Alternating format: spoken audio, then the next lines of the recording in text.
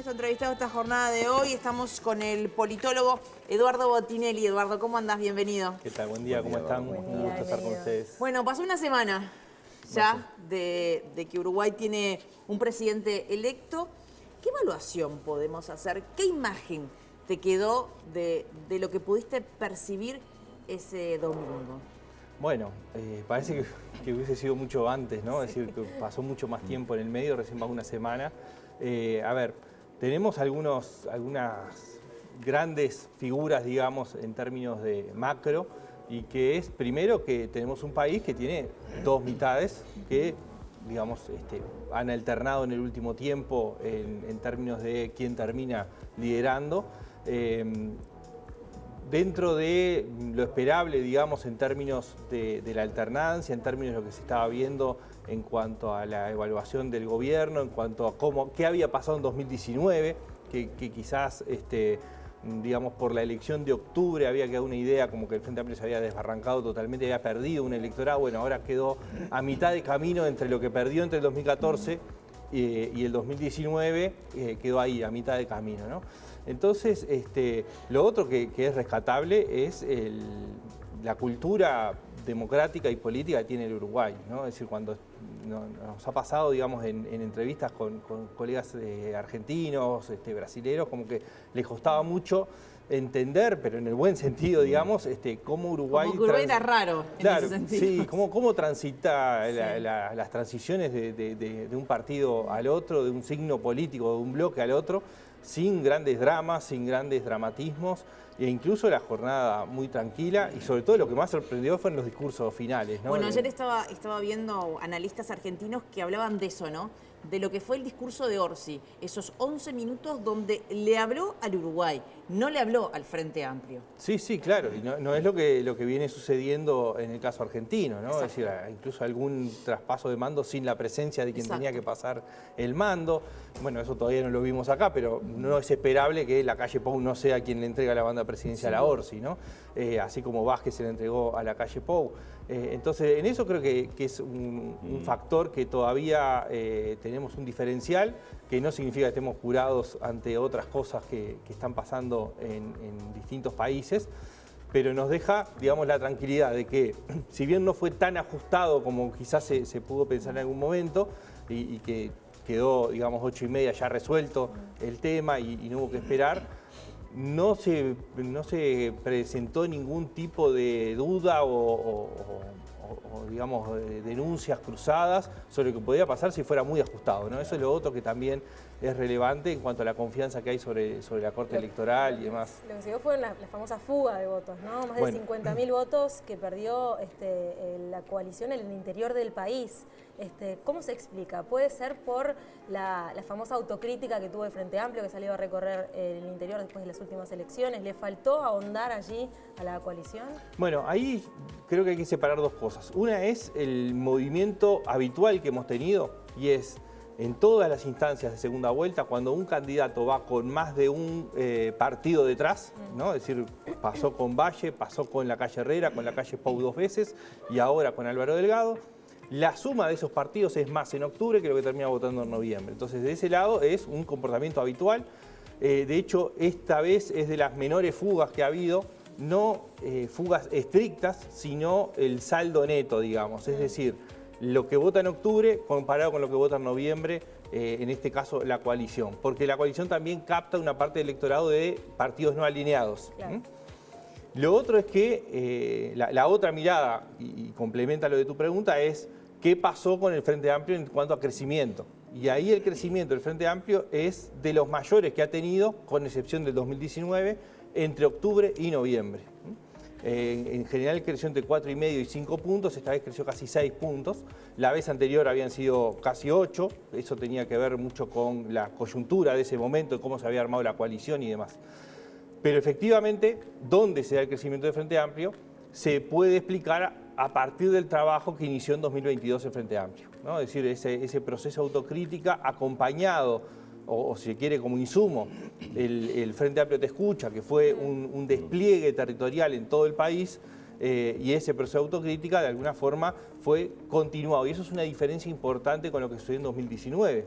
la estrategia del Frente Amplio, primero tenía una estrategia, que en 2019 no la tenía para nada clara, fue continuada por la candidatura presidencial y por la fórmula, ¿no? Es decir, no fue que el Frente Amplio iba por un lado y la fórmula iba por otro, no. Fue todo un continuo desde el 2022 hasta noviembre de este año, donde ese despliegue territorial continuó a lo largo del tiempo, ¿no?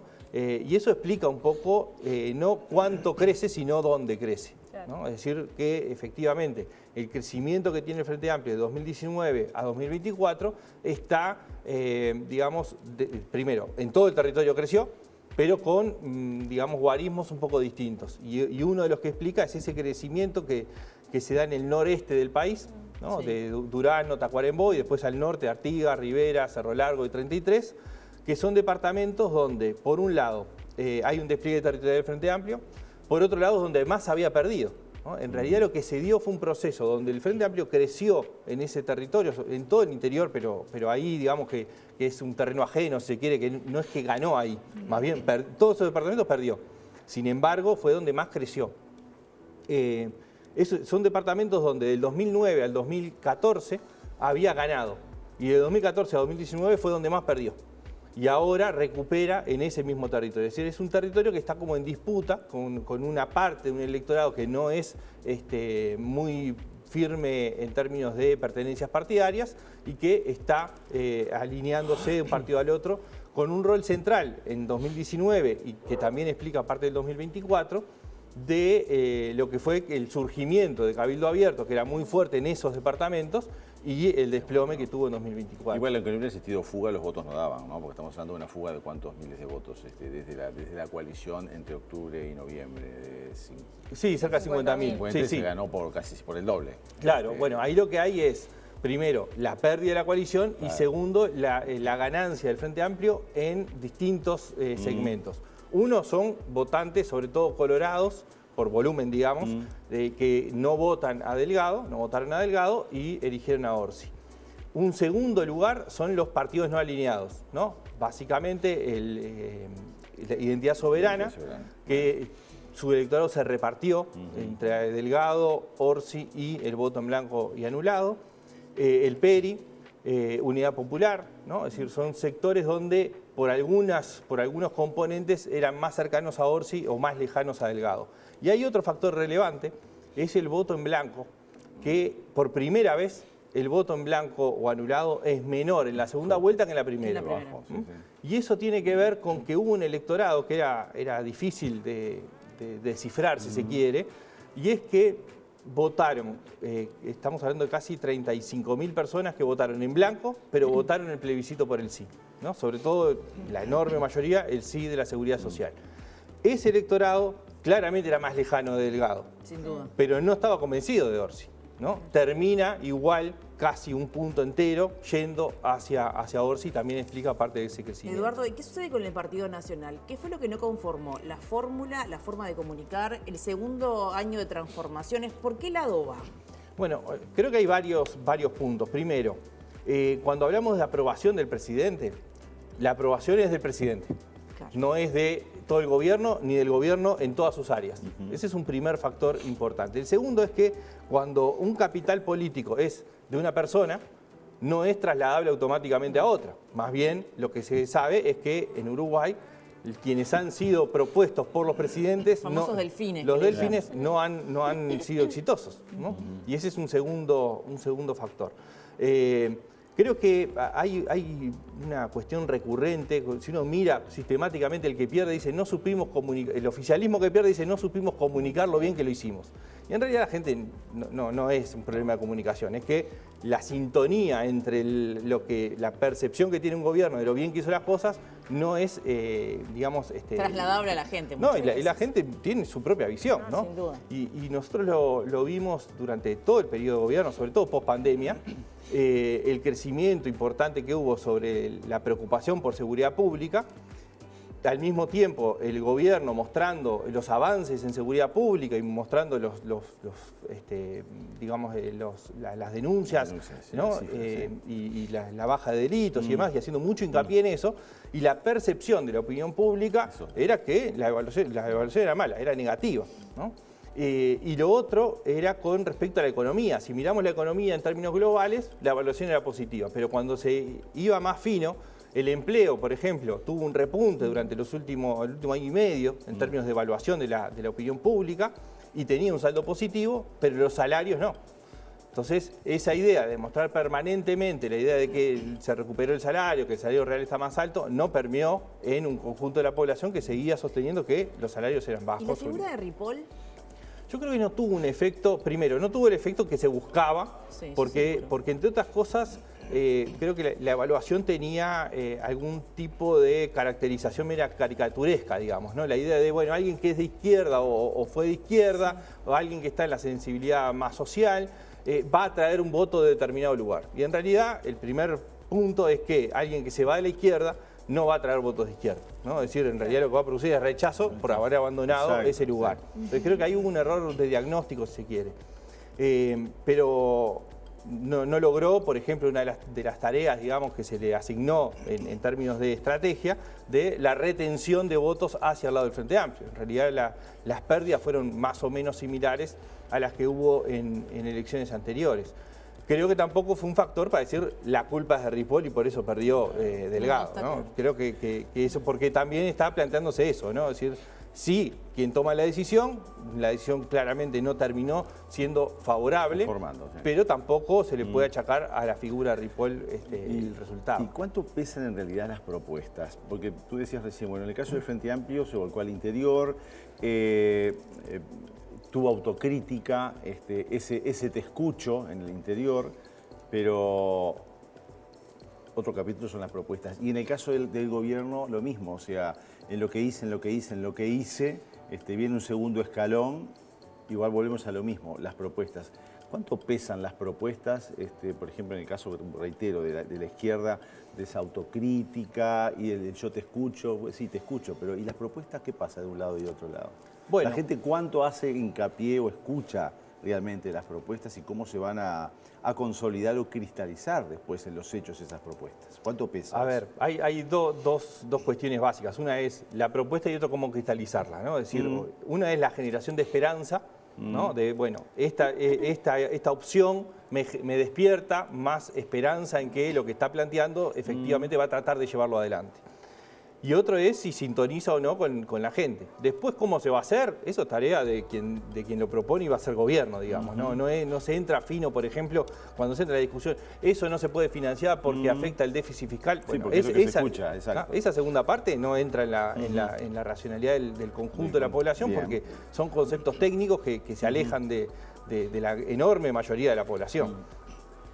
Lo que sí es, bueno, si efectivamente el oficialismo despierta una esperanza a partir del segundo piso de transformaciones, que después cambió a ser reelegir un buen gobierno, y ahí creo que hay un cambio que tiene que ver con la autopercepción de lo que era el gobierno, ¿no? y la pérdida también de sintonía con una parte de ese electorado. Pero sobre todo es la generación de la esperanza, ¿no? De que efectivamente, ¿y cuáles son las propuestas? Bueno, las propuestas que llegan a algunos segmentos, son todas propuestas. Más salario, más trabajo, más seguridad. Entonces, la propuesta oficialista era continuar la línea de crecimiento salarial que se tiene hasta ahora. Que no todo el mundo la percibía como tal. Entonces, el foco del lado de Orsi fue enfocar en los salarios más bajos, más sumergidos, y hacia ahí hacer un crecimiento de salario. Entonces, la sintonía era levemente distinta, digamos, difícil si se quiere de descifrar en términos micro, pero la gente lo percibía claramente. Es decir, bueno, él va a enfocar acá, este otro está diciendo que va a hacer lo mismo que hizo y no estoy sintiendo que eso vaya en la sintonía que yo quiero. Eduardo, viendo lo que está pasando ahora, ¿no? Durante el fin de semana se generó una polémica de las declaraciones de Odone y después Orsi con la edad de jubilación, que Odone decía que sería ideal dejar en los 65, en el programa habla de bajarle a las 60. ¿Cómo se manejan esas primeras polémicas en un gobierno que todavía no asumió y donde en la campaña se hizo hincapié más que nada en la edad de jubilación? Bueno, ese es uno de los retos principales que tiene cualquier gobierno y sobre todo en este caso donde aparece la figura del presidente como tomando una decisión fuerte y clara con respecto a la política económica. Esa decisión de anunciar a O'Donnell como futuro ministro de Economía tenía por lo menos 3 destinatarios. Uno, los inversores extranjeros, otro, los empresarios nacionales, y el tercero fue la interna del Frente Amplio. Bueno, en esa discusión es que se va a entrar, ¿no? Entre el programa del Frente Amplio, incluso parte de las propuestas que Orsi planteó en el debate, que tiene que ver con la edad de jubilación, tiene que ver con los ajustes de las jubilaciones mínimas. Lo que no se está discutiendo, o por lo menos en principio no se está discutiendo, es el tema de las AFAP, ¿no? Porque ya anunció que no se iban, por lo menos que no se iban a eliminar. Después dijo que se va a haber que discutir y el diálogo social y demás. Pero lo que sí parece claro es que el tema de la política económica puede ser un lugar de conflicto dentro del Frente Amplio. Seguramente cuando llegue el presupuesto, así como hemos hablado muchas veces, ¿no? De cómo quedó conformado el Parlamento, ¿no? Con un Frente Amplio con una mayoría en el Senado y con la necesidad de negociar en diputados, eso va a tener 2 aristas permanentes, sobre todo en estos temas clave, presupuestos, rendiciones de cuenta. Después será cómo se designan los ministros, los distintos cargos y demás, pero en términos estrictos desde el punto de vista presupuesto y rendiciones de cuenta, va a ser, por un lado, la negociación interna. ¿Que va a haber cortocircuito, decís tú? No sé si cortocircuito, pero discusión interna Lo que seguro. pasa, digo que hay ¿no? opiniones diferentes. Claro. Son partidos distintos conformando un partido, ¿no? Claro, Con visiones muy distintas. Tienen visiones, hay visiones. Exacto. O sea, de hecho, el plebiscito de seguridad plebiscito, social sin mostró duda. claramente que había enfoques distintos de cómo encararlo y qué encarar. Y eso ahí va a estar presente. ¿Y ahí es quién toma el control? ¿El Frente Amplio o lo decide el presidente? Bueno, ahí está habiendo un cambio en el Frente Amplio en algunas cosas, porque claramente el mensaje de Orsi, pero también de Fernando Pereira fue: el presidente es el que toma las decisiones, y el Frente Amplio va a seguir por sus carriles. El tema es que, claro, en esa coyuntura el Frente Amplio va a tener divergencias internas que va a tener que ver cómo las salda. Seguramente ahí va a ser un rol central el de Pacha Sánchez como articulador desde presidencia con la bancada mayoritaria también del Frente Amplio. Inicialmente desde los empresarios hay como conformidad, o por lo menos optimismo en lo que tiene que ver en materia económica. Lo que está generando, creo que más ruido e intriga es quién pueda estar al frente del Ministerio de Trabajo y Seguridad Social. Eso bueno, sí, sin duda, pero quizás eso hasta sea también motivo de conflicto en la interna del Frente Amplio, ¿no? Es decir, parte de cómo se arma el gabinete tiene que ver con los pesos internos, tiene que ver con las formas de funcionamiento.